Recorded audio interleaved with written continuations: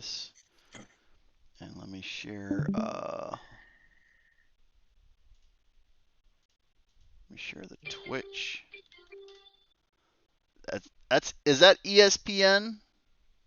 Yeah, Wild versus Blues starts in a few minutes. Oh my goodness. Yeah. All right. And I need to do.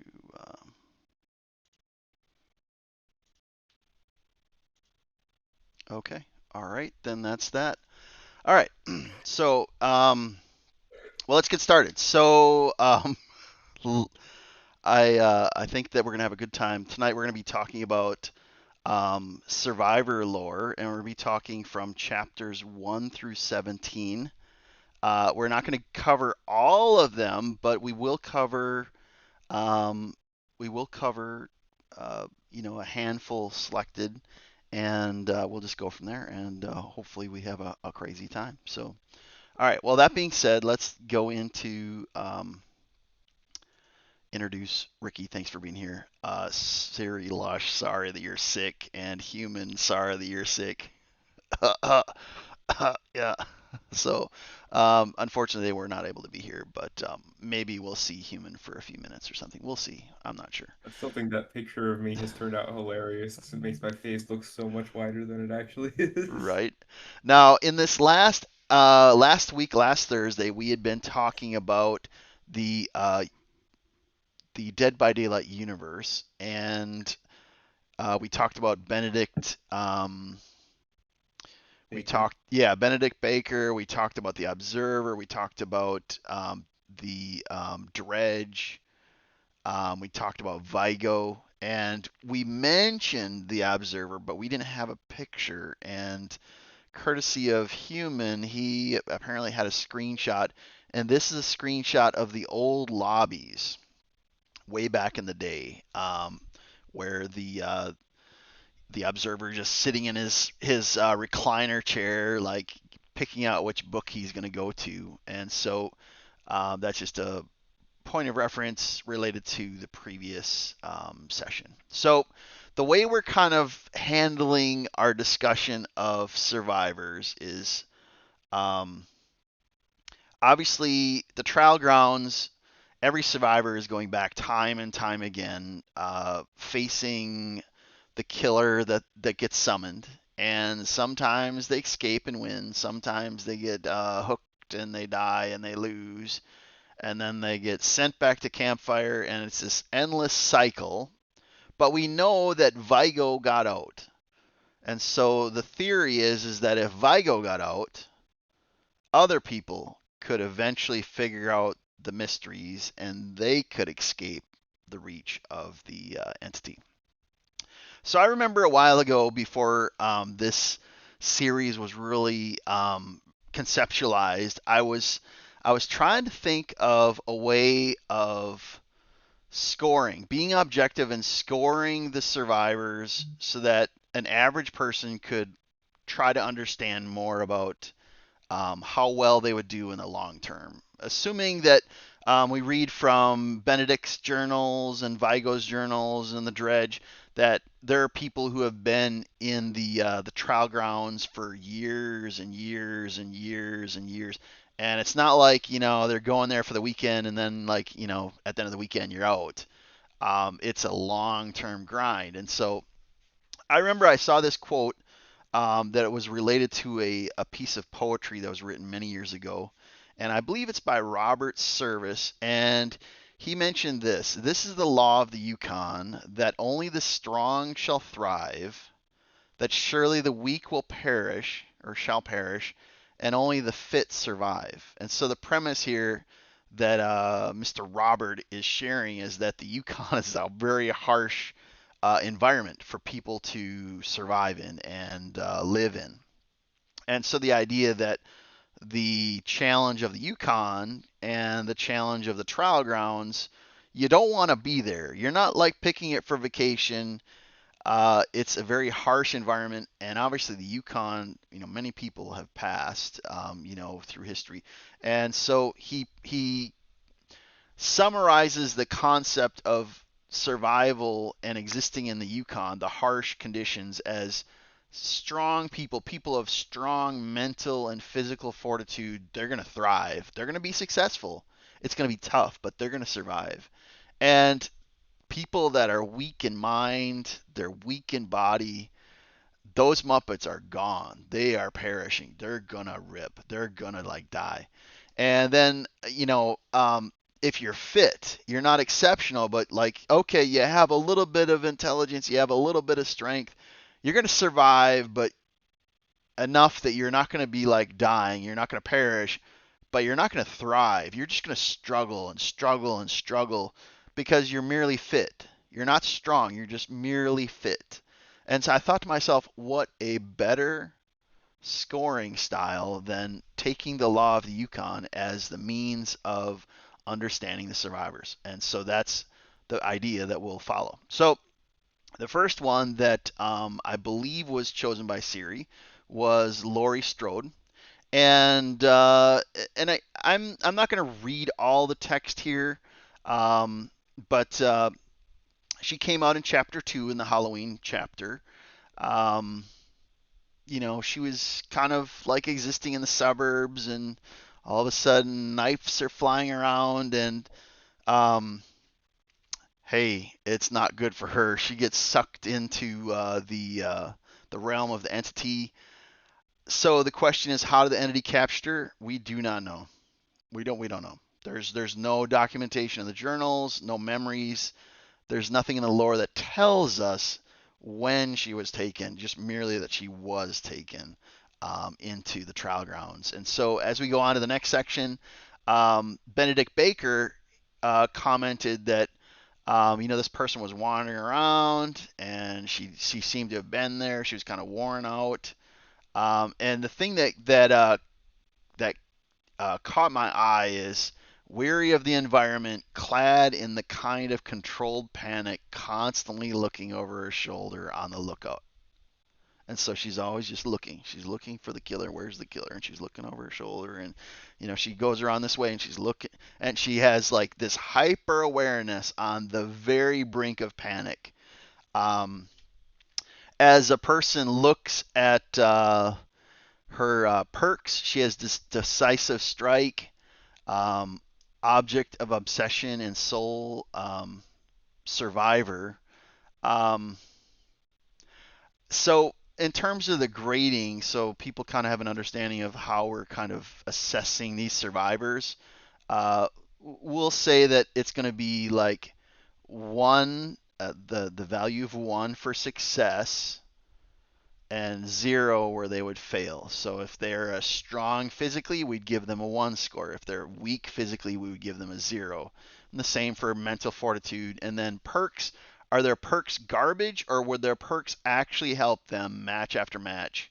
And then basically it would be a score out of a possible 3. And then if they got 0 in all 3 categories, those Muppets are going to like absolutely perish.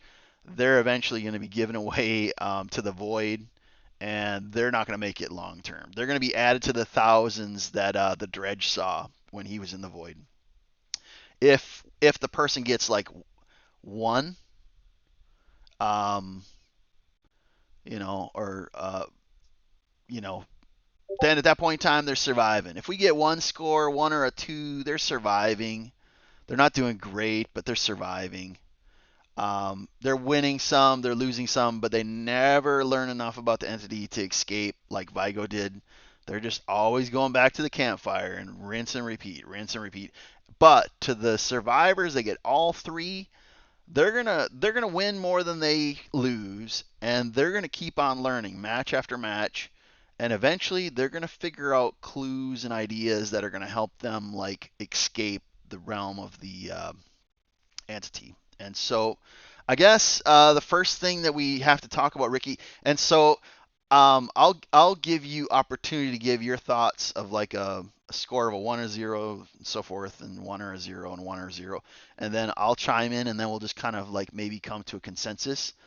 So what do you think about her physically? Does she have physical fortitude? Is she gonna like really get it done, like From what I match after saw in match? the from what I saw in the lore, it doesn't look like there's a whole lot of mention of her physical ability.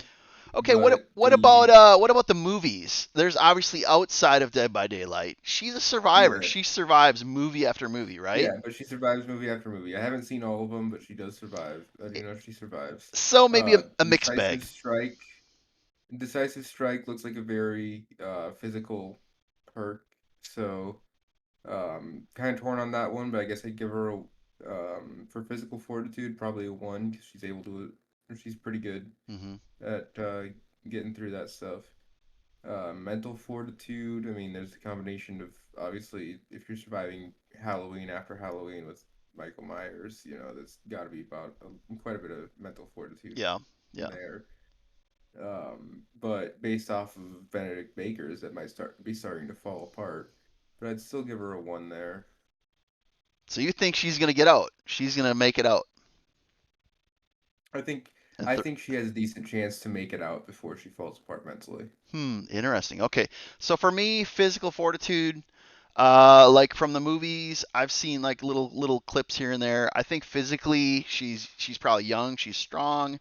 Um, I don't think she has any obstacle physically. When you go back to campground, one of the journals suggested there's a little reprieve of rest. So I don't see that there's anything physically. I'll give her a one on physical fortitude. I think she could make it physically. I think she's gonna crumble mentally. I know that like Halloween is Michael Myers, uh, but the fact that she's on the brink of panic. If she's looking over her shoulder, she's not looking to the future.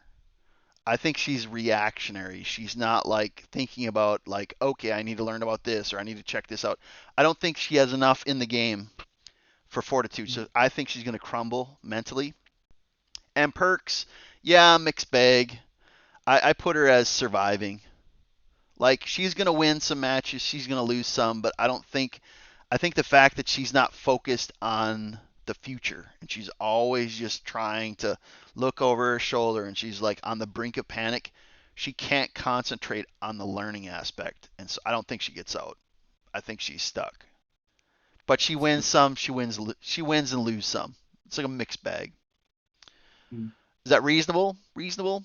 Yeah, that's reasonable. I mean, I have her somewhere between survive and thrive. Like she doesn't. I definitely think she has a chance to get out, Mm-hmm. but it depends on how much longer she can hold on mentally. Right, right. I agree with that. All right, so let's go on to Ace. Ace, was that one of yours? That was not that that That was was not. that was one of humans, I think. But anywho, Ace. I'll give everybody a second to read his lore very quickly. He came from chapter 3 of Flesh and Mud. Um, man, like when I look at Ace, I'm thinking Lucky Ducky or man, he's down on his luck. Um, the lore suggests he's always looking for a way to win. He's like the a gambler. He is the manifestation of a gambler. Will he survive? Uh, yeah, it's possible. In terms of journals and memories, he was dumb enough to take on a female lightweight MMA champion, Micah James, on a bet, and he got destroyed and sent to a hospital. Um, it's actually when I read it, I was like, this is hilarious for being in Dead by Daylight. So that's some of his extra lore. In terms of his perks, you have Ace in the Hole. You have open-handed, up the ante. Um, I'll start this one. How's that? Um, in terms of physical fortitude, that Muppet, I don't think he has. I don't think he's gonna like handle it physically. Mental fortitude, if he's relying on luck, and that's his main mo of like, well, you know what, I'm gonna run my luck. That is gonna get him killed constantly in the trials. And in terms of perks, I'm kind of glancing over it. It's mixed bag, but I don't I don't really see luck as a contributor. Like if you're constantly dying in the trials, what difference does it make whether you have luck? You're not getting that gear out anyway. So for me, If one or zero is like perishing, and two is survival, and three is thriving, I don't think he can physically hack it. I don't think mentally he's like relying and not on logic or reason, but solely on luck. When I was reading his lore, he had a lucky alligator tooth that he had with him. I'd like to see if it's a charm or something in game. I see him as perishing. As if 0 and 1 is perishing, he like his luck, he's gonna grind down like match after match, year after year. He will gradually like perish, in my opinion. He's not surviving the entity. That's my opinion on him. What's your thoughts? I think I mostly agree with you on him. I would say that as a gambler, he might actually somewhat enjoy what's going on in the trials, kind of gambling Interesting. his fate on whether he survives or perishes.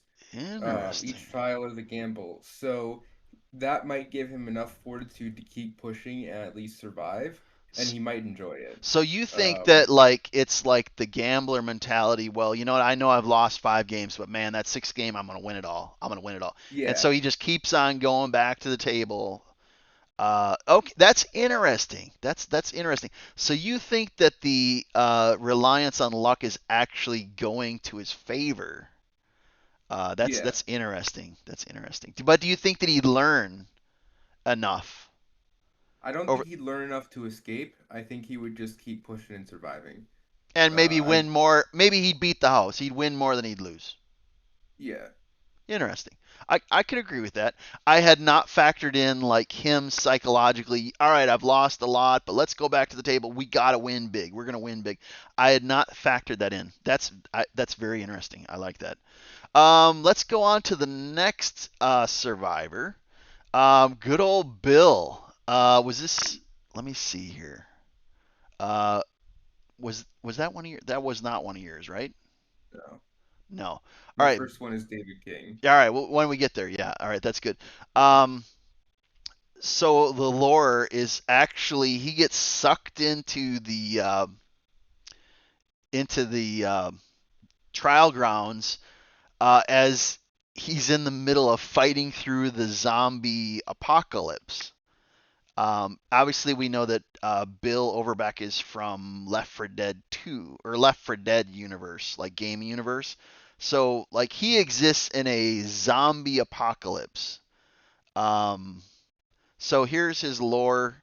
He served in Vietnam for two, not one tour, 2 tours.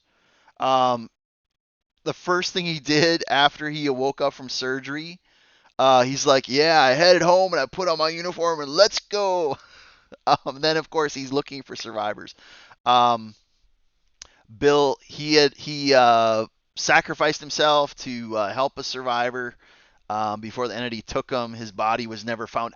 I think this references the fact that he's like, no, just go on. I'll hold him off. I'll hold him off. And then like Yeah. before he died, the entity stepped in and like took him into the fog. That's what I think because nobody Yeah. was ever found.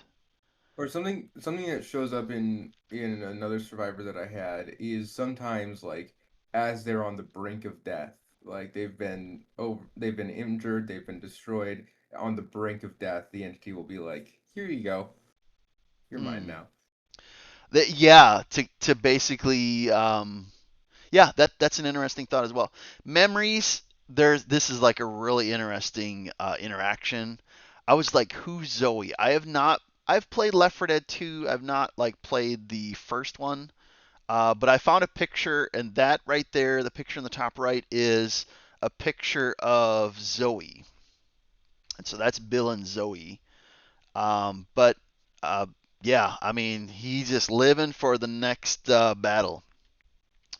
As for his perks, um, yeah, you got borrowed time, left behind, unbreakable. What's your thoughts on him? I'll let you start this one. Um, I think physically, I mean, he's a Vietnam War vet. Based on his lore, it seems like he loves the fight. Hmm. So physically, I'd definitely give him a one. I mean, if we could give him a two, I'd give him a two. It's just that's how he is. Even though Right, he's older and right. stuff, he's a Vietnam War vet. He lives for the fight. Yep. He survived the zombie apocalypse for a while. It's just it's how it goes. Mental fortitude again to get through the Vietnam War, especially to do a second tour, like that's a lot. That takes a lot of mental fortitude to get through that. Yeah. Um, so I'd score him a one on that as well. His perks are pretty good, especially Unbreakable. I think that's his best perk. Hmm. But Left Behind and Borrowed Time are both pretty good by my understanding. Yeah. Um, so I think overall, I think he'd get out. He'd eventually get out. But again, knowing that he loves to fight, I don't know if he'd want to, but he That's could definitely do it. that's an interesting thought. So what are my thoughts? Physically, yeah, I think he can get it done. Like he's just old man. They call it old man strength. Doesn't make a difference if he has a beard. Like that Muppet is like old man strong. He probably he's probably stronger than a lot of other male characters like half his age. Like the guy's like just like built. So physically he can handle it. Mentally, going through like Vietnam, like two tours, and then I'm gonna go back just for a second, but he said he found other survivors. To me, he's going to work well with others. He's gonna be like, hey, you know what? We need to like work together. We're gonna like make this. He's going to take charge, but he's going to find other survivors to work with. This is the Muppet who like randomly walks up and helps you with your gen. Like you don't know him, but they walk up. He's the Muppet who's like walking up and unhooking you. Mental fortitude like off the charts. Perks great. I give him three, and he's good. He's not going to escape because he's like this genius, but he has the will to win, not the will to survive. He has the will to win, and I think that the fact that he's going to be engaging with other survivors, he's going to learn from them. I absolutely see him like capable of leaving the realm of the entity, but I agree with you. He might just, no one left behind. I'm just going to stay. I'm going to willingly stay. I think he'd stay. I don't think he'd leave, but I think he'd Yeah, have the opportunity to leave. Um, yeah, I I really like him in this universe. He's absolutely a winner. He's going to thrive. All right, next. Let's keep it going. All right. Oh, you know what? Fang Min. She's my favorite. My favorite. I must confess, she was even to the day she's my survivor main, and she was the first survivor that I played to prestige naturally. I paid for Claudette to prestige with blood points, but Feng was the first character that I played to prestige by just gameplay as a survivor. She's always gonna have a place in my heart. Yeah. All right. So lore. She was a gamer. Go Gamers, right? She was Go Gamer. oh yeah. She was nicknamed the Shining Lion. She was invited to be on a esports team. How cool is that, huh? Um, but the pressure kind of like stacked up. She's playing in stadiums, uh, and she pushed herself mentally, physically. Although it's not listed here in a different part of her lore, it said that she took up drinking, so she kind of fell apart. So how did the entity capture her? She was there. It is right there. She was spiraling out of control in a pattern of self-destruction. She's wandering the streets, visiting bars where no one's going to recognize her as this e-gamer star. Waking up in places where she doesn't remember. She's waking up like drunk and hungover. And then one day, there it is in the yellow. One day she woke up someplace completely different in a nightmare. She's got brought in by the fog in a drunken stupor. Lore, this is troubling to me. And I put unknown. The wiki puts unknown. It could have been Benedict Baker, but this is the comment that was said of her. A young woman surprised me the other day. She was another guest in this nightmare I cannot seem to wake up from. She came running, passed by a wounded girl, and didn't stop. Just a glance behind her, and she was off again. And lone wolf, maybe. So Benedict Baker didn't know this person, but she just saw someone there like wounded, and she's like, "Peace out, I gone." In terms of alert, alert, lithe, technician. I don't know. Like I think alert could help her a lot. Um, yeah, I mean the perks aren't great. But for me, physical fortitude, she's like breaking down. She's having a mental breakdown. Um, no, I don't think physically she can handle the rigor. Like match after match, she couldn't handle it. Like playing video games and getting paid for it. She's not going to handle the entity like coming down on her with like killers nonstop. She's going to break down physically. Mentally, it was already said that she had a breakdown. She's absolutely going to break down mentally. Perks, the alert is kind of handy. Kind of this awareness of where the killer is. Lithe is a nice physical skill. Um, I put her. I don't know. Like depending on how well she uses her perks, I maybe put her as eventually perishing. Uh, And that being if she successfully uses her perks, she's merely surviving, but she's gonna wear down uh, mentally, physically. We know that others NPCs that we talked about last week, they started to wear down. There was signs of them breaking down. Fangmin is 100% going to start breaking down. It's just a matter of how quickly she gets cast away. And the only thing slowing her demise is her perks on how well she uses it. What's your thoughts? I think yeah, the perks are mid. Um like I rarely see people running these perks, but you know, but some people do. I think from my understanding technician is like the most popular one, maybe Lithe, Mm-hmm. but at least from what I've seen at the level I play at. But physically, I mean, no offense to us gamers, but she's a gamer, and gamers aren't known for being physically fit, Mm-hmm. right? We're not, if we were physically fit, we'd probably, be playing actual soccer, not FIFA, you Right. know. Okay, so you think But that like she's like slamming energy drinks and she's not she's so engaged in the gaming aspect that she's not like, getting outside and touching grass and yeah, doing 4Ks and okay, interesting. mentally, I mean, it seems like her breakdown was caused by just based off of my brief read of her lore there. It was mostly caused by like a concern about fans and like disappointing her fans and her parents.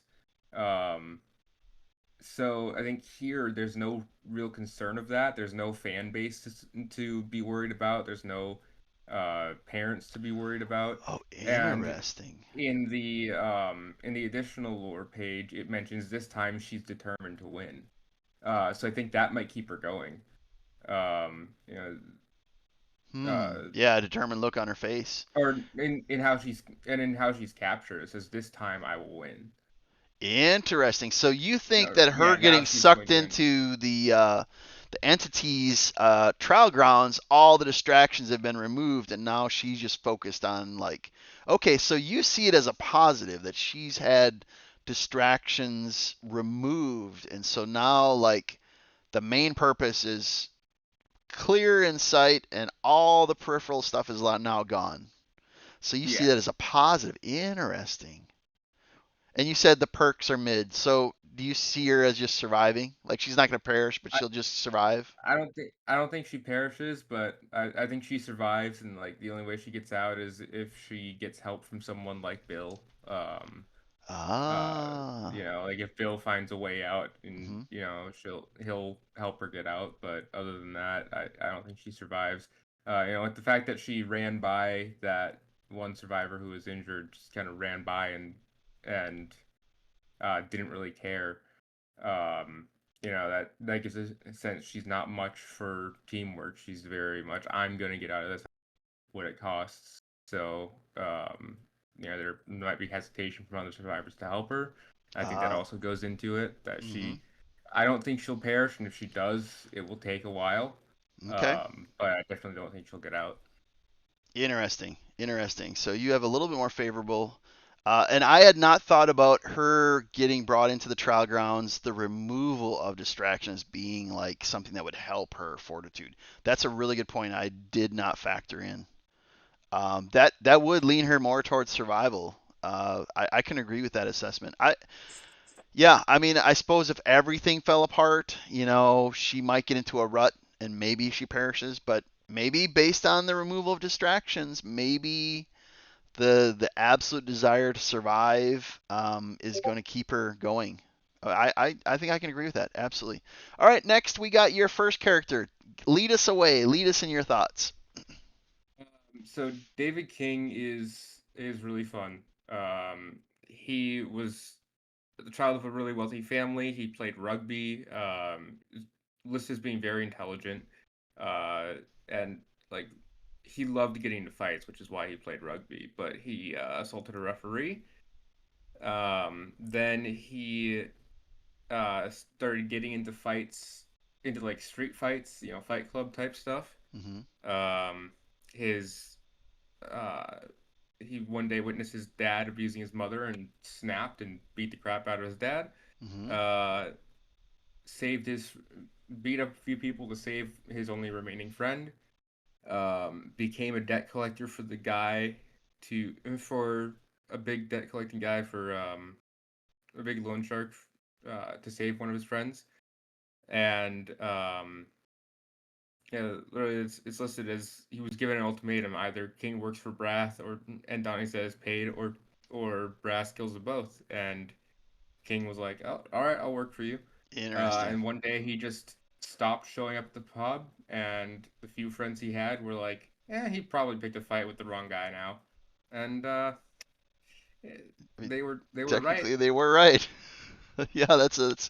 But I will say this: rugby athletes, those Muppets are absolute nails. They are tougher than nails. Like if you play rugby, like that's one click above like American football. I mean, it's like probably tougher than hockey, and hockey is a very violent sport. I think rugby is like you got to be peak condition and you are tougher than nails because you don't play with like pads and gear. It's I I mean, mean, it says in his lore, David would go out of his way for a fight. Like he liked that stuff. He loved the violence. He loved it. huh. All right, and here's what I picked up. It wasn't in your notes, but I'll let you just kind of peruse through it if and bring up whatever you'd like. This does tell about how he got brought into the fog. Um, this Tristan, you mentioned that he had like a few Yeah. close friends. That was his childhood friend that he was trying to like go and meet at an airport. Tristan, I think, was a piano player, so he was like kind of a geek type intellectual, and I think the friendship kind of was frayed, and he's like wanted to say his goodbyes, and then the entity tricks him, Yeah. and then And said, "You coming with me now?" And there it yep. is. And Yep. then Hmm. yeah. And then the thing I want to point out, he Arcus 9873 Hmm. is listed as one of the in when I looked it up, it was listed as one of the observer's favorite memories. Okay. What made it one of And his favorites? so what happens is David is out collecting a debt, Hmm. and the guy can't pay yet. So he pushes the guy to the ground, pulls out a gas can, pours some mystery liquid all over the guy, pulls out a match, lights it, drops it. The dude's so scared his eyeballs pop, Oh and my he's gosh. and David goes, "Next time the gas will be real," and walks away. Oh my gosh. That is crazy. Some serious psychological warfare there. Oh my gosh. And then tell us a little bit about the perks. What do you like? What don't you like? Um, I mean, his perks are kind of fun, but I don't think they're super great. Um, No Mither and Dead Hard are fairly popular, especially in kind of that mid to higher tier MMR. Mm-hmm. I haven't really seen much. We're Gonna Live Forever. Right. Um, but like lore wise, the perks are reminiscent of his ability to fight, and of his willingness to just keep going no matter Right. what. So I think they speak great about his physical and mental fortitude. Mm-hmm. Um, and so I think that's a good thing. But in game, like dead hard, you have to time it perfectly. No mither, is fine, but it makes you weaken yourself to have it. But overall, I think I'd give the perks a one overall. Um, Okay. Mental fortitude. I mean, he was a rugby player. He lived for and so that was. I think that's gonna go into his mental fortitude a bit of like Mm-hmm. he's not gonna care that he's getting beat up on. He lives for the fight. He keeps going. He doesn't care. Mm-hmm. He seeks out the fight. Right. He enjoys the fight. Mm-hmm. Uh, Physically, obviously, he's very strong. He's a loan shark. Used to be a rugby player. Um, and would fight for money on the side. Like Right. Right. very very physically strong.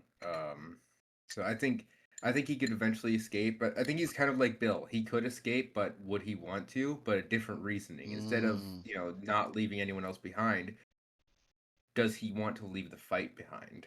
That's interesting. That's interesting. My thoughts are I don't know. He might very well be the strongest survivor we have. Like this Muppet is insane at physical fortitude. To play rugby and to just like fight just for funsies. This Muppet is tough as nails.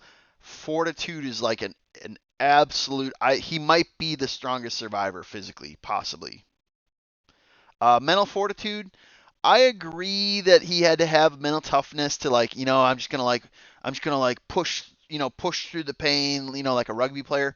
But I see his mental discipline lacking. Like the fact that he lost his temper and like beat up a ref and got booted out of his league. Uh, I see physical fortitude is like maximum score, but I think his lack of discipline is going to end up hurting him a bit. Perks, I think I agree, they're kind of mid. I don't see him like getting out by intellect. And I think the only way he gets out is with others that have like stronger mental fortitude. I think he absolutely survives without doubt. He is absolutely surviving. He is like winning more matches than he's losing. But I think the mental fortitude that's going to come back to bite him. I see him as a strong survivor. I do not see him as like getting out without another person's help. But absolutely a really strong survivor. Hmm. Great thoughts. Quentin, I'll admit I have only seen like one Nightmare on Elm Street movie, and I didn't really know the character. And so when I was like doing prep, I was like, man, I like this guy. I like how he thinks. In terms of his lore, so obviously he's fighting this great evil Freddy, like this you know world altering killer before he gets brought in by the entity into the fog. He's trying to help, a friend, Nancy. Um, and I like this. It might take many attempts, but he vowed that somehow they would find a way to beat Freddy. I think that same mentality he'd use against Entity. And then the fact that he goes into the library, I mean, like I have nothing. I spent many times at a library myself, but the key point takeaway here is he devoured all the information he could on shared dream worlds, lucid dreamings, and the methods to control the dream space. And okay, so that's related to Freddy beating Freddy, but I think this guy is going to be like, all right, what can I learn in this trial? Like what can I observe about my surroundings, whether it be map awareness? Is there something about the entity? Did it respond a certain way? Is this killer going to respond a certain way? I think he's learning every single match. And then how did he get caught? Oh, my apologies. Not a her, but a him. You just have to mind the typo. My apologies. Um, He thought he was getting ended by Freddy, and his vision started blurring, and all of a sudden the fog rolled in, and boom, he's at the campfire. So the entity appeared to have saved him from getting killed by Freddy. I think that was the instance you were talking about, one of the instances where sometimes the entity like Yeah. swoops in and grabs a strong, determined survivor for their trials. Um, yeah, in terms of lore, um, if this is Benedict Baker making a comment about the survivors he's engaged with, that is a severe compliment. This young man is different. Maybe he will actually escape for real. Uh, and then pharmacy, vigil, wake up. I know they're more related to like dealing with like Freddy. In terms of physical fortitude, it's a wash. He's not like anything special physically. Mental fortitude, maximum score. This Muppet is gonna learn every single match. His perks are mid. Uh, Based on scoring, he's a survivor. But I think the fact that he's going to be learning every single match. He's going to be coming back to the campfire and say, "What did I learn?" Okay, next Yeah. time I go in, I want to learn, I want to know more about this. I think the fact that he's so focused on learning how to beat his enemy, even though he doesn't have great perks and he doesn't have exceptional physical fortitude, I think he can actually thrive, escape based on his willpower to learn how to beat his opponents. I think he's getting out. He's an absolute strong survivor. And even though the score says he's a survivor, I think his mental fortitude towards his capability of learning how to beat his enemy and by proxy all the killers he faces in all the different matches, I think he absolutely finds a way. And then I think he's getting out by intellect. I think intellectually he's getting out. He's going to find a way. Uh, I'd, I'd that agree with you on that. I think if we go back to can we go back to his initial lore page real quick? mhm. Other people were trapped here too, and they needed help. Catches my attention on how did the entity capture them. So I think like his biggest holdback is his physical fortitude, but I think because he wants to help other people, he'll have stronger people there to help him through physically. That's a good point. Um, That's a good point. and stronger people like David Tapp, maybe even he could, because of just the type of guy he is, he might be able to recruit even David King to his side. Another And another thing, and this is just kind of contributing to what you were talking about, but I think working with other people. I think another factor is notice he said that to stay awake he's taking pills and energy drinks. I think he has awareness of item usage. I think yeah, he's going into every single match like he's saying, "All right, what do I want to bring this time?" He can feel himself getting pulled into the trials. Let me grab a toolbox. Let me grab a whatever. And I think he's also like wandering around the map saying, "Oh, you know what? I don't have anything right now. I need to grab that and I want to bring it back to campfire." I think he's going to use the items around him yeah, exceptionally well as well. Any yeah, other definitely. any other thoughts about him before we move on? Yeah, I agree. I do think he can escape.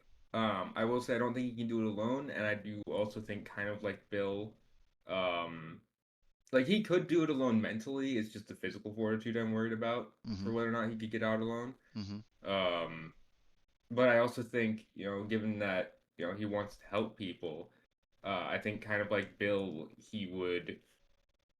there's the risk that he could have the chance to escape, but he'd choose not to take it to help get other people out That instead. That's very possible. Absolutely. You see a lot of camaraderie.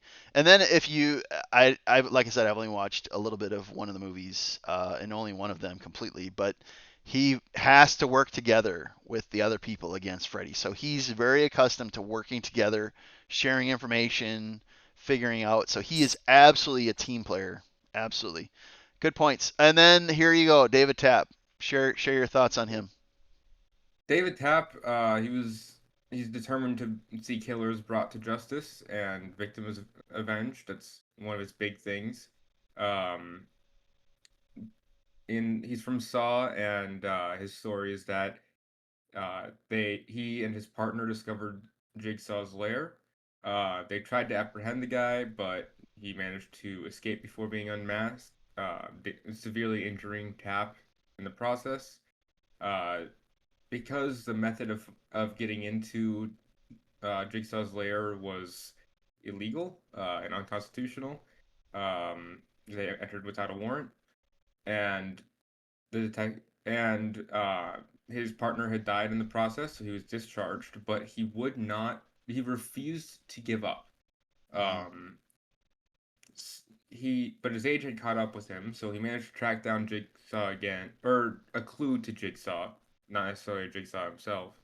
But his it ended with Tap taking a bullet to the chest, and he fell to the floor. And as we've seen again before, um, you know, he let the rage and guilt consume him, close his eyes for the final time. Beneath him, the concrete floor softened. He dug his fingers into the ground, feeling dirt and leaves. Where his chest had been wet with blood, the shirt was now dry and the pain had gone.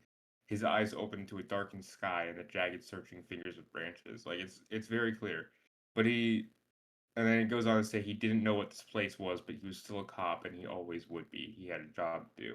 Hmm. So he definitely has that's another just example of the entity sees someone who would be beneficial to have in the trials Hmm. and pulls them in, saves their life as they're about to die. Right. Um, I don't your notes previously. I don't know that you saw these memories, but he was reminiscing on a missing child case, and you could tell, like, based on the verbiage, like it really troubled him. Like every cop Mhm. has the story where he just can't get it done, Yeah, and they find the unalive missing person. And so this is kind of a memory of one of his police cases. And then you have your thoughts on his conditions as to and then the picture, you have not seen the picture, but I do believe in the dark shadow in the far far left, that's the Jigsaw mask. I believe that's yeah, Jigsaw. And then the that would be Amanda, if my memory serves. Amanda was like a protege of Jigsaw, and she wears the yeah. pig mask. All right, and then share your perks and your thoughts. Um, so perks, detectives hunch, stakeout, tenacity. Um, I think they're definitely very strong perks. Um, or not very strong perks like in the game, but very strong perks as far as his character goes, lore wise. Hmm. In game, I very rarely see them. Right. I play a lot of killer, and I think I'm decently high MMR Hmm. at this point, and I never see them. Hmm. I don't think I've seen them once, but Okay. lore wise, they're very strong. His constant just his ability to figure out what's going on just based off of his detective's hunch, his ability to watch unseen for hours at a time if need be, Hmm. his willingness to just keep going, his tenacity is just insane. Okay. I think that speaks a lot to his mental fortitude, Right. but in the whole thing of how he got caught, his age is um so I think So uh do you think that he has, cuz remember, when a person gets taken by the entity, it's yeah, in the physical condition of the time they got taken. So if he's like this old guy that has, a bunch of scars and he has a messed up shoulder and he's gotten shot a few times, like he's coming in to the trial grounds with like permanent state injuries from before he got brought in. So do you think yeah. that like physical fortitude is an issue from him being a cop before he got taken? I I think it's a big issue, really, and I think even though I think his mental fortitude is great and his perks and abilities would help him survive a long time, I think in the event he eventually perishes. Um, Really? You have him yeah, perishing, really? Wow. I think he survives for a long time, but I think just the it's kind of this I'm too old for this crap type of thing. So he Like just, you think that, eventually that'll come up, and he'll eventually that will pop up, and just physically I don't think he can hack it. I think eventually his physical fortitude will break down, and he'll just mid match be like, no, I'm not doing this anymore. interesting. So you have him perishing over the passage of time. Physically, I think that there's, if he came in with a long season police career, like at the end of his, time as a cop, he has so many lingering injuries and like sore back and messed up shoulder and every time it rains my knee hurts. I think he's like physically at the brink of being broken down. He actually, the lore says that's the reason why he got ended, is because he couldn't like do what he needed to like apprehend. I think physically he's like maybe one of the most broken down. Not fragile like maybe some of the more feminine characters, but like physically broken down from like just long injuries, a long career. Physical fortitude, like he's gonna like take massive hits. Mental fortitude, he's a tough cop. He's willing to help people. That's a one. But you never know. Like when he decides, you know what? No, I've had enough. Just fine. Just whatever. That's like when that would be like the premise of you're playing killer, and then all of a sudden it's like I've had enough running, and they just kind of like crouch, like give me mercy, and they just kind of like crouch, hoping for mercy. Um, I think the mental fortitude is there, but I don't think he can just take it. Depending on how long he's in the trials, uh, that's not enough to carry him. And then perks and ability, they're okay. They're not great, but they're okay. Um, I see him surviving a long time. And if he gets help and he learns to work with people who can compensate for his physical weakness, he can keep on surviving. But I think over the passage of time, I think he's one of the ones that the dredge sees out in the void. I think eventually in the long term he's going to be perishing because of he has massive physical fortitude limitations, and that's going to come back on him later. The more time the entity has to work on him, he's just going to slowly break down mentally, and then it's his once his mental fortitude breaks, then it all crumbles. Then he's gone. He's toast at that point. All right, and then this I believe was one of Siri's picks, Kate Denson from the Curtain Call. That was what that was the clown chapter, right? I think so, She yeah. was a musician, and so she played the guitar. I'm not going to go through reading this, but the interesting thing is that she had this little favorite place in her hometown where she'd kind of like go and bring the guitar and she'd be playing tunes.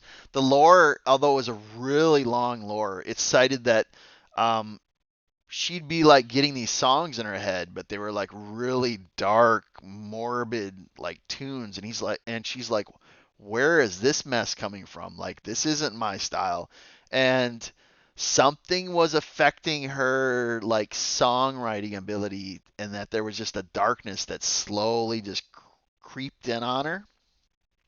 And then we see at the very bottom, she's just sitting there like lost in her music, and all of a sudden the spider legs, that's the reference to like the entity, like when you're on hook and then the spider legs like come at you and try to kill you.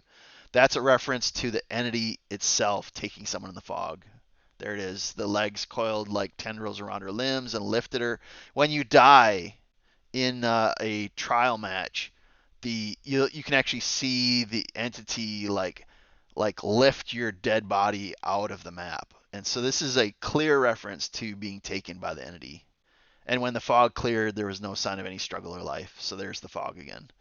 Um, I thought this was interesting. It doesn't really help her per se, but this was one of her memories, and it said that today's shamans are artists, authors, and musicians, and they're capable of accessing other thoughts, worlds, and ideas from otherworldly realms. I thought that was a very interesting quote. Um, Perks, boil over, dance with me, windows of opportunity, physical fortitude, nothing special. I would assume, she's, young, in reasonable like health. Nothing like really crazy that's going to stop her, but she's not like inherently strong. Mental fortitude. You could tell by the lore that she tried her best to like help others, but there was just a darkness that surrounded her music career. Um, and then perks. I don't really see the perks as being that great. Maybe I just don't play survivors enough. It doesn't really resonate. I think at best she's a survivor. I don't think. I think physically she's okay. Mentally, she fought the darkness for a long time before she was taken. Perks are like not great. I see her as a survivor at best. I don't see her getting out. I don't. It would be a long time for her to perish because she has reasonable fortitude in physical and mental, but she's not exceptional in any regards. I see her as merely surviving. Yeah, I'd agree. Like Windows of Opportunity is a fairly common survivor perk. Boil over is uncommon, but it's still there. I don't think I ever see anyone running dance with me, or at least very rarely. Um, so perks wise, I don't think she's super great. And again, physical fortitude wise, she's she's a young woman. Um, there's some lacks that come with that, but there's some strengths that come with that as well. But nothing like super crazy. She's not like athletic. She's not a boxer. She's not, anything like that. Mental fortitude, again, she fought the darkness for a long time, within her own mind. That's a sign of some mental fortitude, but, um, it's the question is, does she have access to her music? Um, well in the fog. Oh, so Um, like, will her music encourage her? Like, yeah, will she be able to continue, you know, interesting. working? Will she Can will she she be able to draw strength continue from working with her her music? Will memories? she be able to draw strength from her memories of her music, Ah, or will that fail? So I think overall she survives, but if she eventually gets to a point where she can no longer draw strength from her music, then she would eventually perish. interesting, interesting. And it doesn't come out and say it. The lore is really curious. It's like the way it's written. The lore is she was like this small little, hometown country singer, and then like she got some contracts, and people are like, hey, like we can write some songs for you, and here's some money. And that the premise was her mom warned her that when you start playing music for money, you lose your way. And then that's when the Yeah, darkness kind of like came into her writing, music writing, and she couldn't get past it. Even though she'd come back to that favorite spot and try to write, she had writer's block, like music writer's block. But I think that she might actually have an awareness that there's another factor that's beyond her like visibility. I think she might have been aware of the entity before she got taken. Like, what's this darkness? Why did this suddenly start? Why do I always feel this way? I think she had awareness, which might help her. yeah. I think what you mentioned there that her mom said is something that's very accurate. That it reminds me of, it's quoted in Ren's song "Money Ties," but it's in the Bible. At the end, there's a big passage about godliness with contentment, but Hmm. at the end of that passage, it says, "But the love of money is the root of all kinds of evil. Yeah. It leads people to pierce themselves with the many pangs of greed." Yeah, that is very true. And yeah, so hopefully she comes across survivors that can help her. And you never know. Like, you never know which survivor is gonna theoretically be able to find a way out. And if she's with around the right person at the right time, she might get out. But I do think you're right. I think she's gonna have to draw strength from her music. Yeah. The melody to just like help her along. She'd remember her like her happy music, and maybe that would help her like after a bad match, or when I can see her like working on a gen, and she's humming a song to like keep her focused. I think music comes into play. Yeah, absolutely. Like if she came alive in the story universe, I think she's definitely relying on her music. I think you're 100% right on that. All right, so here we go. Here's the moment. You aren't aware of this. This is a surprise to you, but I am adding a section about Maurice. You know who Maurice is? Maurice was the clown's horse, right? Yes, the clown's horse. I love Maurice. Yes, Maurice. And so I'm not going to read it all, but there we see it as a part of the lore. This is map lore, not character lore. This is map lore. But we see the chapel had a stranger come by in a caravan being pulled by a shadowy horse. And there's Maurice. We know Maurice's name from another part of the lore, but this is very interesting because killers and survivors alike consider Maurice good luck. So you might see like a survivor like walking up and like, just kind of walking up and just kind of saying hello to Maurice. You might see a killer like walk up and like they can't interact in a traditional sense, but you might see them like hit like their weapon like to kind of pet Maurice like for good luck. But killers and survivors alike see Maurice as like a mascot in this game. And so he's loved by both sides and the developers found that out. The interesting thing is, and I tried to find this. I've read this document with my own eyes before. I was unable to find it on the internet. But there was a lore that's since been pulled for whatever reason unknown to me. But basically, he was a part of the clown's storyline. And there was like an in-game journal or something that showed that when he came in through the fog, he only had like two eyes, just like a regular horse. But the transition of when he came through the fog, like burned his eyes, and he became blinded. And the entity, this I find is just fascinating. The entity was felt so sorry for Maurice that he gave Maurice a third eye so that he could see in the trial grounds. And this is the only time in any lore in Dead by Daylight where the entity shows like an active, purposed action of mercy towards anything living. And he That's amazing. realized that when Maurice came through the fog against his will, he's just a horse pulling a cart, that he was blinded in the process. And he's like, man, I'm sorry about that. Let me make it right. And so the third That's eye awesome. was the entity giving him the ability to see. Even though he's stuck in this nightmare world, the entity is like, nah, man, I'm going to make it right. Sorry about the blindness. It wasn't your fault. Let me make it right. And gave him a third eye so he could physically see again. Um, there's some tomes that are dedicated. Three tomes actually tell the story of Maurice. Mr. Shelby the farmer, that was his original owner, and Shelby, like Farmer Shelby, like figured out that there's something weird about this Maurice. Like it's weird stuff happens around Maurice, and I can't explain it, but it has something to do with Maurice. If something weird's happens, something bad happens, it has to do with Maurice.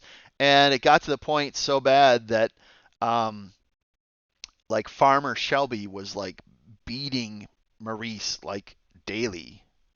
And here it is. And the last paragraph. Eventually, I didn't have the strength to think anymore. But here's the deal: is Maurice had psychic power. He could think something, and another living entity would fulfill his wish. And so he had like some kind of psychic power over the other living things around him. But the farmer like basically beat him within an inch of his life, and he's like in a really weak physical state. The next tome, as like he wished that the dogs would like stop the farmer, and then all of a sudden one of the dogs just like starts chomping on the farmer, and they like end the farmer, and all the animals start like running away. Right? have you heard this lore?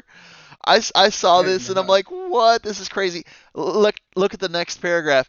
And that's when I turned and saw a litter of puppies following me. They lost their mom and they're following Maurice out of the farm. because they got nowhere else to go, and this little litter of puppies is like following Maurice. And he's like I can't help you. Go find someone else to help. And they going out of the next home. He closed his eyes to forget the farm, and then he felt like some things pushing up against him, and then he opens his eyes, and all the pups are like curling up against him, and they like basically Maurice like is taking care of like a bunch of puppies. And then it goes on. He like tells all the puppies like, "Hey, I really don't know anything about dogs," and they're like, "It's okay because we didn't know anything about horses, and it doesn't matter anyway." And then uh, they end up trying to escape into the mountains. It appears they found like a dead body in a cave, and that could have been some work of the entity. But it appears after this event that someone finds Maurice off in the wilderness somewhere and then just claims him, and then he gets sold at a later time to the clown. So I think it goes the farmer, and then at a later point in time, Maurice escapes, and then in his broken down state, he gets sold to the circus for like pennies, and then he becomes like a part of the clown's nightmare. But in 2022, when the Dredge got released as a killer, Maurice disappears out of the maps, and the players and killers are like, "What the mess? Dead by Daylight? Where did Maurice go? Like, he's our mascot. You can't take him away." And they actually petition him to bring him back. And then then this is actually a skin of the Dredge that you see on this screen. The Dredge like consumed and ate Maurice, and that's actually a part of Jeez. his skin. And when the players saw it, that Dredge killed Maurice, they lost it and began petitioning Dead by Daylight devs like, you got to make this right, man. Like you can't let Dredge like kill Maurice. Like, you got to like make this right, bring Maurice back, or like, resurrect him back. So then the player base went crazy in 2022, right? Mm. It got so crazy that Dead by Daylight is like, "Hey, we have a missing horse. Someone help us find." And they recognize the petition by the player community. And then happily they resurrected him. This screenshot is from when me and Human played in September, and I was wandering around. I was unaware that Maurice had been brought back. I just thought he was dead because of the dredge, but he's been brought back and he's at the chapel map again near the circus tents. And I walked up and I'm like, "Human, Maurice is back." And he's like, "Who's Maurice?" And I said, "The horse." And he's like, "Oh." But I actually posted a little short clip of me finding Maurice again. But he is back in the maps. And from what I've read, uh, the Dredge Killer can look at Maurice and click their power button, and it interacts with Maurice, but only that killer. Like the Dredge Killer can interact with Maurice somehow. I haven't seen the animation myself. And then Survivor supposedly can look at Maurice. And you ever seen like I think it's like the two key where you're like waving Yeah. to a person, "Come here," the "come here" motion. If you Yeah. like press that multiple times while looking at Maurice, Maurice responds to the survivors somehow. I haven't seen it with my own eyes, but I'm going to go in and test it myself. But that is Maurice the Magnificent. Okay. And then we have Steve Harrington. I believe this is your character. Indeed. Yeah, yeah. Carry on. What do you got? So he's Steve Harrington, he's from Stranger Things, Chapter 13. He's popular and arrogant yet passionate. He became an unlikely mentor and leader. Um, he uh, says in his lore he basically becomes a big brother to Dustin, um, and mentions his courage is unmatched, so that he was even able to fend off a Demogorgon when it threatened his friends. Um, had the entity capture him.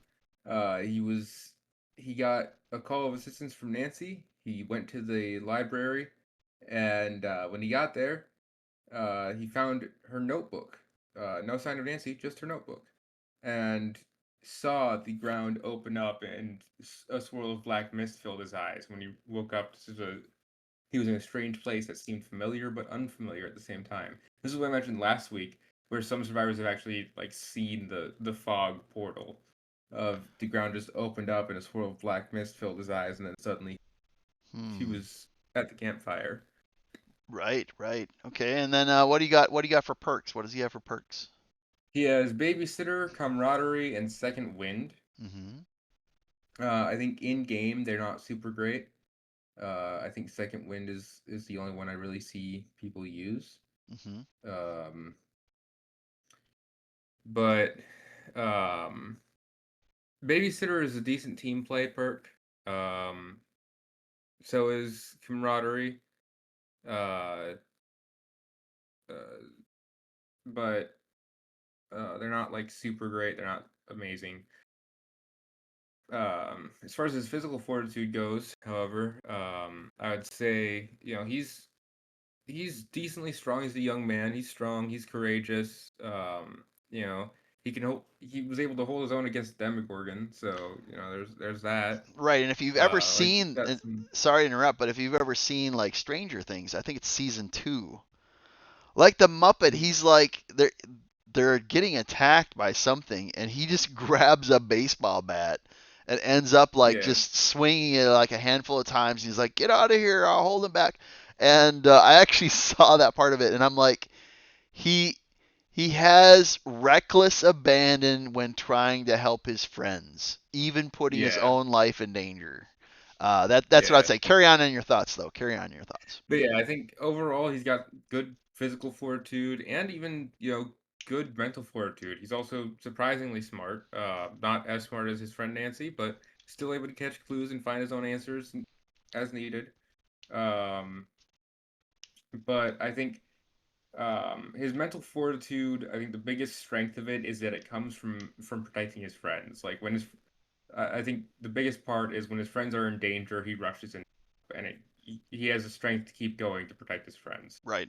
Um, so as long as he has friends in the fog, I think he'll keep going mentally. Uh, I think the biggest risk to him is the reckless abandon. Um, so um, I think overall he'd survive. My overall grade for him would be survive. I think the biggest risk is if his friends perish, he would lose his cool and probably die. Probably Mm-hmm. end up in the void. Interesting. Um, but if he makes the right friends, they could help him escape. But I don't think he can escape on his own. I agree with that. Physical fortitude, I put him as strong. I like if you factor in like the Stranger Things TV show, like Yeah. he goes toe to toe with some stuff. Like he's willing to like do things to again to protect his friends, and he's willing to take on that danger. And I see him as being a strong young guy. So physically, like no injuries, he doesn't have anything that's. I think physically he's okay. And mental fortitude, I think his mental fortitude is tied to the state of his friends. If he sees that his friends are gone or they're like not savable, I think his drive will like go with it. But if he sees like, hey, what we're doing is making a difference, we're gonna be able to save so and so. He's the guy that's picking you off the hook. He's the guy that's like off in the corner, like doing the heal for the wounded character. Very team oriented in terms of mental fortitude, but he's not going to put himself in danger for himself. He's going to make decisions and be like a hero because of other people. So he's like a team player. I agree with you. Is he gonna like get out alive himself? No, he ain't getting out alive himself. Could he help others or get helped? Yes, but he's not bringing like super strength and he's not bringing like super intelligence. He's just like strong across the board. Perks, they're okay. They're not great. I see him as a strong survivor. I don't see him like perishing because he's so team oriented, Yeah. but thriving and escaping, he'd need help. He'd need help by like a really intelligent, um, maybe like a Quentin. A Quentin could get him out, or like Bill. Bill through the passage of time could maybe like find a solution. The only way he's getting out is with other people. Yeah. not by himself, though. I agree on that. All right, and then we got Nancy, good old Nancy. I looked for a better picture, but this is the clearest one I could find. What? So what do you got Yeah, about I mean what do you I got think it's a about her? great picture. Yeah. She's also from Stranger Things. She's studious and rebellious. She is a stubborn investigator who loves a good story. Her closest friend went missing, and she did everything she could to figure out what happened. Um, she uh, she loves chasing stories, and uh, the story of how she got captured by the entity. She was pursuing a lead. She was at the library, and this is when she called Steve. But then she suddenly lost consciousness, and a moment later, she woke up in the fog Hmm. with the sound of a familiar roar. So it sounds like she may have been captured after the Demogorgon was pulled in. Um, Interesting. Yeah. Now so I read that. I'm like, I'm curious what caused her to just all of a sudden. It said suddenly lose conscious, not like a fog rolled in and then she just kind of lost her, her sight and then she kind of faint. Like when I read that, I'm like, what would cause you to just suddenly just lose consciousness? Like maybe the yeah. fog. I don't know. Maybe the fog. Who knows? That was unknown. But then I didn't have other lore on her. What are your thoughts on her perks? I think her perks are, they're decent. They're like kind of low to mid MMR perks, but they're not really ones you see higher up. So I think they're pretty decent, but they're not great overall. I think her strongest perk is probably better together. Um, but yeah, and then you know, I think mental fortitude wise, her whole thing, she loves chasing down a good story. She loves figuring out mysteries. And figuring out what's going on. So I think that's the great thing about her being in the fog is that she'll keep looking for the answer for that mystery. She'll never give up as long as there are answers to find. She will keep working on finding them. Um, Physically, she's a teenage girl in the 1980s, so there's some buffs that come from that. She's probably got a lot of cardio, a Yeah, probably. lot of cardio, but I don't see her as being super strong, as being very strong. You know, I don't see her as being, super agile. She's just, if she needs to run for a long time, she can do that. That's probably the best of her physical abilities. Hmm. Um, but yeah, overall, I'd say she survives, and maybe when you pair her with Steve, they could potentially escape together. Um, as is seen multiple times in the Stranger Things TV show, you pair her with Steve, and they're figuring out all kinds of stuff and surviving all kinds of stuff. Yeah.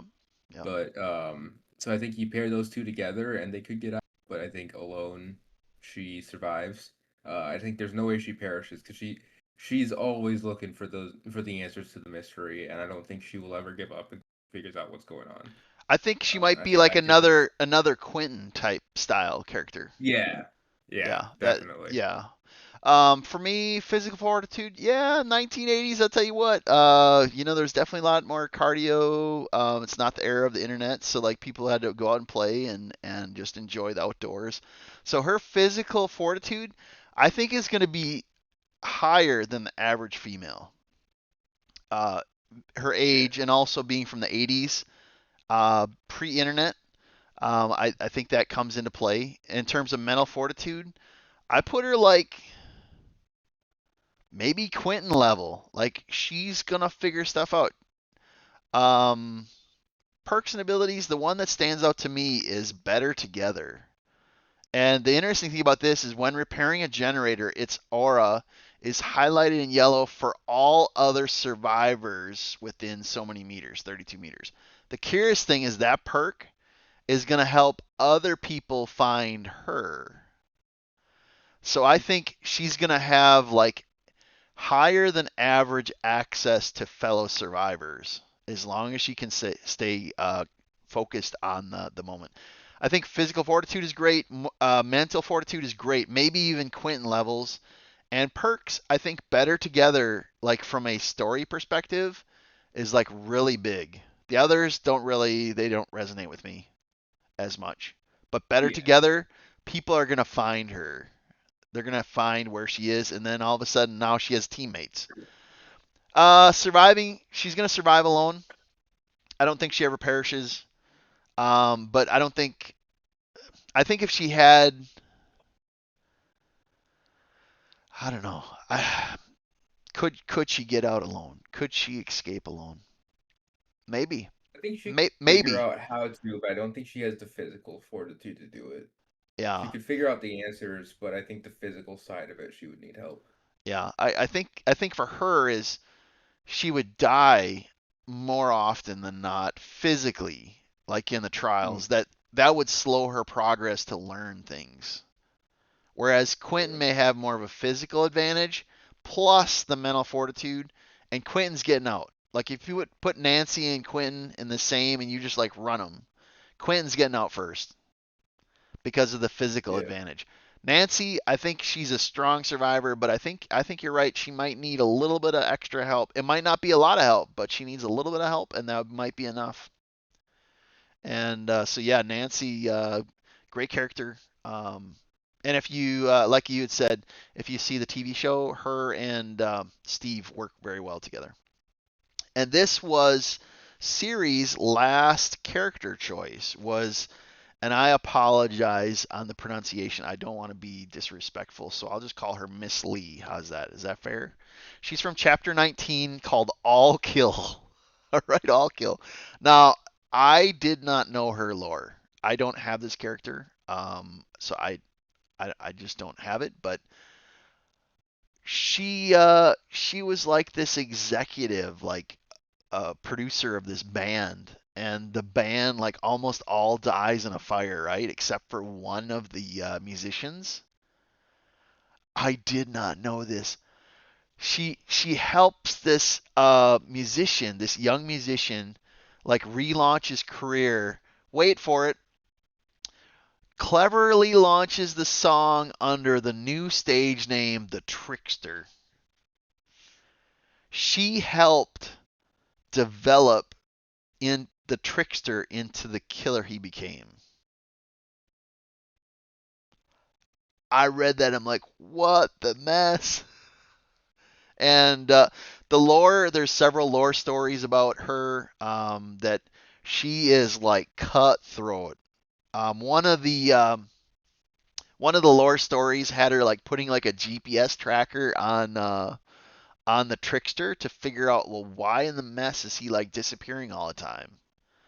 And she never knew, but then she started putting it together and realized that the trickster is actually a killer. When she gets pulled into the entity, like there's like an executive board meeting, and the trickster gets called in for like, hey man, you got to dial it down. You got to like, change your lyrics so it's not all blood and guts.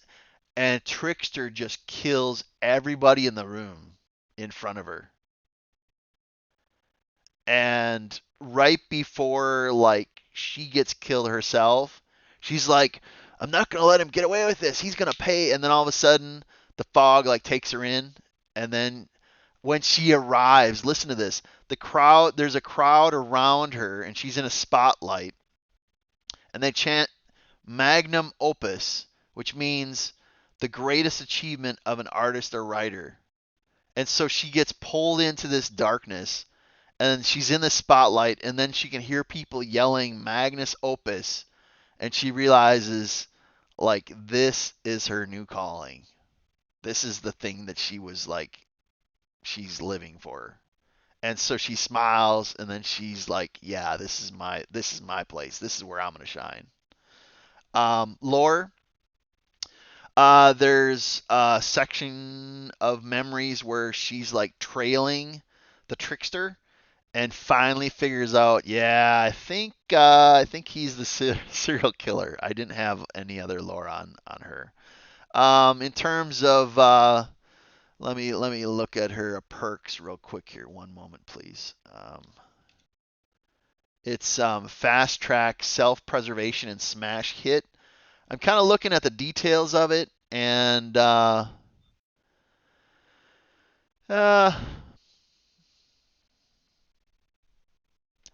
fast track, I don't really see that as great.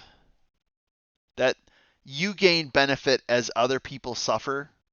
Um,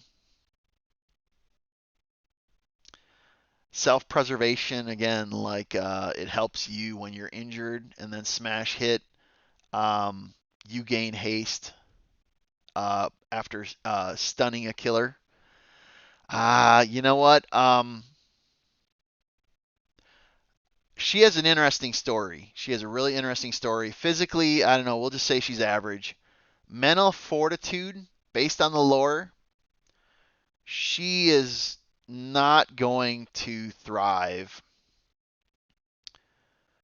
and escape. She wants to be there. And I think based on her character flaws prior to getting taken by the entity, I actually think that through the passage of time, she's going to turn into a killer. I think the propensity for her is all the darkness that she had as a music producer, I think is going to slowly turn her to killer. She's not leaving as a survivor. She's going to stay as a killer. She's going to start as a survivor, but through the passage of time, her negative character traits are slowly going to turn her into a killer. She's not going to perish. She's not going to escape. She's going to stay, and instead of thriving, she's gonna like go to the dark side. And I foresee she's gonna become a killer. Like if we would theorize the storyline, I see of all the survivors, I see her becoming a killer. Absolutely. Yeah. What's your thoughts? What's your thoughts? This is the last one of the night. Like, Right at an for hour and a my half. oh yeah, from what I've personally seen, I've maybe seen Fast Track. Perks wise, I've seen Fast Track maybe once or twice. Hmm. I don't think I've ever seen anyone run Smash Hit. I've seen Self Preservation a handful of times. Right. So like they're not. I don't think they're super great. Hmm. The few times I do see them, they're typically very selfish survivors. Right. Um, and mental fortitude. Um, she's got the will to. She wants to see the trickster pay for what he's done. Physical fortitude, I'd say, is kind of average, but I agree with you overall. I don't think she escapes for a couple reasons. One, I don't think she can ever figure out how to escape. She's not really a team player. She doesn't really have the mental strength to figure it out. She doesn't have the physical strength to do it. And two, even if she somehow found the way to escape, I don't think she'd want to, because again, she wants to repay the trickster for what he did. So I think she willingly becomes a killer at some point to try and find a way to take revenge on the trickster. Yeah, and Um, I think that's you mentioned revenge. I think revenge is the strongest emotion that feeds the entity. Like others, it's yeah, fear. Other, it's determination. Willingness to help others, hope. There's all these other emotions that are positive. But I think she is not driven by fear. I think she is purely driven off of revenge, and yeah, thus she's a strong emotion feeder to the entity. And hmm I think the killer would eventually, or I think the entity would eventually offer her the dredge deal. Like, hey, yeah, I can make this all end. I can even give you a chance at the trickster. Why don't you come work on my team? And then I think the entity offers her the dredge deal. okay, yeah. I think that's definitely something that would happen. And and here we are at an hour and 32 minutes. Do you have any final observations or thought from the evening? Was there any of the survivors that kind of surprised you, like, oh, I didn't know about that, or I hadn't thought about that? Was there any of them that really stood out to you? I think Quentin was the most surprising to me. I don't really have much experience with Quentin, um, much knowledge about him, but I think overall, I think he's the one that surprised me the most. Because I've seen the first Nightmare on Elm Street, but the first Nightmare on Elm Street, he's not there. He's not Hmm. in that one. He's in Right, like two and three, I think. right. So, like I had no knowledge of him prior to this. Hmm.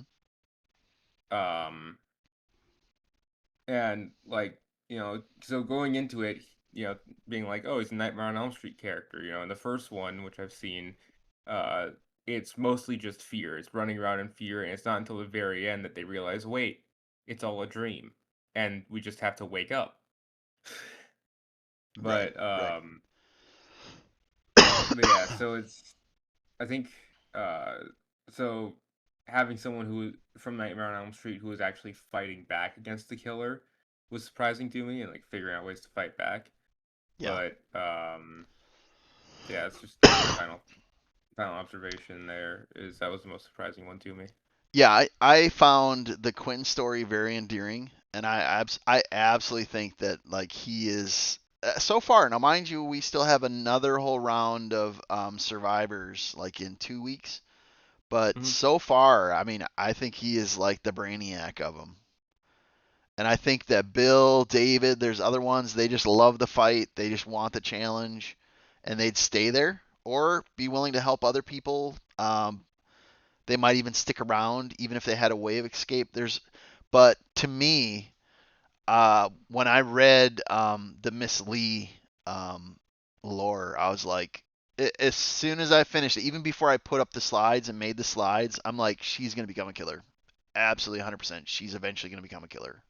Like the revenge with her is gonna be so strong that I think the entity is gonna see that in her, Hmm. and I think that she's absolutely going to be given the killer deal. Like, hey, I can give you an opportunity that you don't have as a survivor. You don't have to worry about the pain anymore. Like you, as long as you deliver the pain. I think like the doctor, like revels in his role as a killer. I think that Miss Lee started as a survivor, but I absolutely 100% see her becoming a killer, and that kind of surprised me because I didn't realize there was a connection between her as a survivor actually enabling the trickster, which we know is the killer. I didn't know that they like had that link. I hadn't read the lore that deeply, and I found that very fascinating. But otherwise, I I enjoyed it, and we can make some tweaks to maybe make the time go a little bit faster. But I felt we kept a very good pace, Yeah. and I'm thankful you showed up and shared your thoughts and shared your findings. And what a delightful selection of survivors. And so next week we're going to do the first round of killers, and that should be fun. And maybe we'll have additional panelists. We'll see. Hopefully they feel a little better next week. But Ricky, thank you so much for being here. And Thank you for having me. otherwise, have a great night, and I will see you later. All right. Peace out. Yep. Peace out. Be good.